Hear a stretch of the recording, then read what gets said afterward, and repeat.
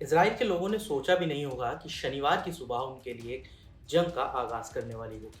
पांव फटते ही आसमान से एक साथ रॉकेट की बौछार होने लगी और आसमान रॉकेट और मिसाइलों की आवाज से गूंजने लगा। ये रॉकेट गाजा की तरफ से इजराइल पर दागे गए और इसने अब एक जंग का रूप ले लिया है। नमस्कार, मनी कंट्रोल हिंदी देख रहे हैं आप। मैं शुभम। इजराइल से सटे गाजा पट्टी की तरफ से इजराइल पर जबरदस्त रॉकेट अटैक हुआ। हमला इतना बड़ा था कि 20 मिनट में करीब 5,000 रॉकेट दागे जाने का दावा किया गया।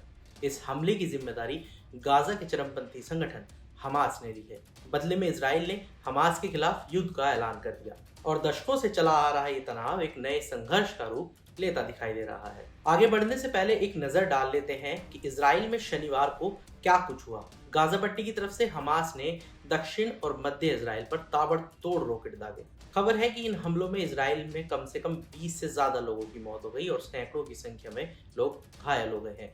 मौत का आंकड़ा बढ़ने की आशंका भी है। इसके बाद इजराइल के प्रधानमंत्री बेंजामिन नेतन्याहू ने युद्ध का ऐलान कर दिया। उन्होंने दावा किया कि हमास इसकी ऐसी कीमत चुकाएगा जैसा उसने कभी सोचा भी नहीं होगा। नेतन्याहू ने कहा कि हम युद्ध में हैं, ये कोई ऑपरेशन नहीं बल्कि अब युद्ध छिड़ गया है। यानी कि उन्होंने सीधे सीधे फिलिस्तीन से युद्ध का ऐलान कर दिया है। इजरायली डिफेंस फोर्स ने जवाबी कार्रवाई करते हुए हमास के खिलाफ ऑपरेशन आयरन स्वॉर्ड्स का ऐलान कर दिया। इजराइल की एयरफोर्स ने गाजा पट्टी में कई इलाकों पर फिलिस्तीनी चरमपंथी संगठन हमास को निशाना बनाते हुए दर्जनों लड़ाकू विमानों के साथ हमला किया। हमास के 17 ठिकानों और 4 हेडक्वार्टर पर इजराइल ने हवाई हमले किए हैं। सेना ने यह भी बताया कि हमास के लड़ाके सीमा पार कर इजराइल में घुस गए हैं और कथित तौर पर उन्होंने सिविलियंस को निशाना बनाना शुरू कर दिया है। वहीं हमास की मिलिट्री विंग के नेता मोहम्मद दैफ ने कहा कि शनिवार सुबह इजराइल में 5,000 रॉकेट दागे गए। इस हमले को उन्होंने ऑपरेशन अल अक्सा स्टॉर्म का नाम दिया। उन्होंने कहा बस अब बहुत हो गया। तो ये तो था अब तक का ताजा घटनाक्रम, लेकिन ये कोई आज की लड़ाई नहीं है। इस पूरे विवाद को समझने के लिए इतिहास के कुछ पन्ने तो पलटने ही पड़ेंगे।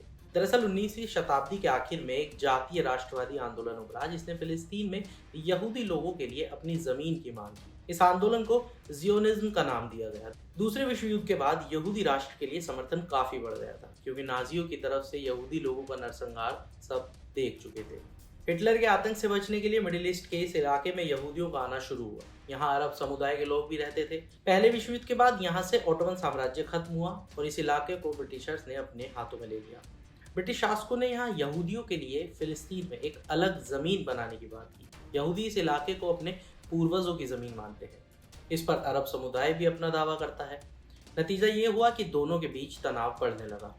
इसके बाद 1947 में संयुक्त राष्ट्र और ब्रिटिश ने फिलिस्तीन को 2 हिस्सों में बांटने का फैसला किया। इसमें एक हिस्सा यहूदियों का और दूसरा अरब समुदायों का। अरब के विरोध के बीच 14 मई 1948 को यहूदी नेताओं ने इजराइल राष्ट्र के गठन का ऐलान कर दिया और ब्रिटिशर्स यहाँ से चले गए। इस इलाके को ब्रिटिशर्स ने छोड़ दिया। इसके तुरंत बाद पहला इजराइल अरब युद्ध हुआ जिसमें इजराइल की जीत हुई।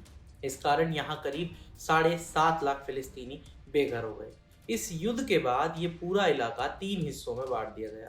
पहला इजराइल, दूसरा वेस्ट बैंक जो जॉर्डन नदी के पश्चिमी किनारे का इलाका है वो, और तीसरा गाजा पट्टी। फिलिस्तीनी आबादी गाजा पट्टी और वेस्ट बैंक में रहती है। करीब 25 मील लंबी और 6 मील चौड़ी गाजा पट्टी में 22 लाख लोग रहते हैं।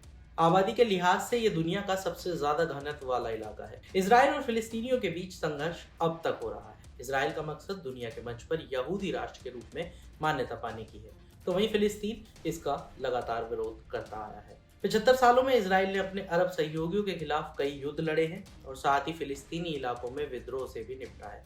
इस बीच इजराइल ने अपने पश्चिमी समर्थकों के साथ खुद को तेजी से आधुनिक और मजबूत बना लिया है। साथ ही इसने 1947 की संयुक्त राष्ट्र योजना में तय सीमाओं से परे फिलिस्तीन पर कब्जा भी बढ़ाया है। अब आते हैं हमास क्या है। जो शब्द हम सुन रहे हैं हमास, ये जो संगठन है ये क्या है।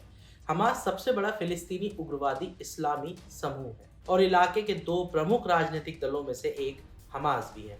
वर्तमान में ये गाजा पट्टी में 20 लाख से ज्यादा फिलिस्तीनियों पर शासन करता है। हालांकि संगठन को इजराइल के खिलाफ सशस्त्र प्रतिरोध के लिए भी जाना जाता है। हमास को Israel, America, European union, UK समेत कई देशों ने आतंकवादी संगठन करार दिया है। इस संगठन की शुरुआत 1980 के दशक के आखिर में हुई थी। इजराइल पर शनिवार को हुआ यह हमला पिछले कुछ सालों में अब तक का सबसे बड़ा हमला बताया जा रहा है। आज के इस वीडियो में इतना ही। और बड़ी तमाम खबरों के लिए जुड़े रहिए मनी कंट्रोल हिंदी के साथ। आप हमारे यूट्यूब चैनल को सब्सक्राइब करें, फेसबुक पेज को लाइक करें और एक्स पर हमें फॉलो करें।